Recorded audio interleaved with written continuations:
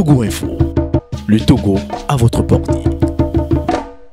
La jeunesse togolaise d'aujourd'hui doit cesser d'être passive.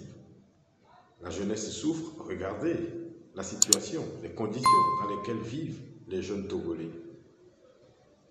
Ils sont désœuvrés, il n'y a pas de travail à faire et beaucoup de jeunes Togolais sont obligés de quitter le pays pour aller chercher un avenir meilleur dans la sous-région ou même en Occident.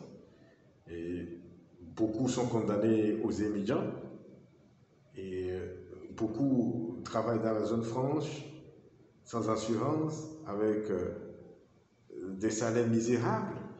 Voyez-vous, il y a certains même qui perdent leur vie sans assurance. Voilà les conditions dans lesquelles vivent les jeunes Togolais d'aujourd'hui.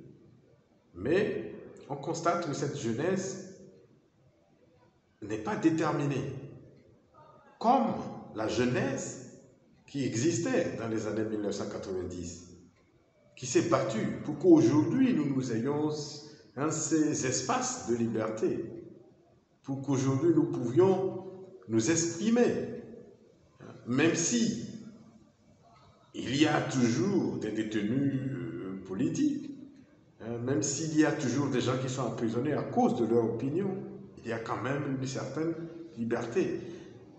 Alors, si ces gens-là ne se sont pas battus, est-ce qu'aujourd'hui, nous pourrions avoir cet espace de liberté?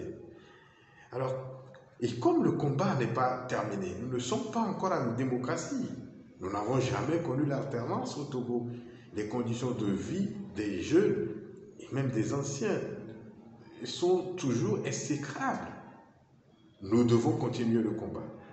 La jeunesse doit se réveiller. Elle est trop passive. Elle préfère s'adonner à des divertissements sur les réseaux sociaux et ailleurs, alors que nous avons un devoir envers les générations futures.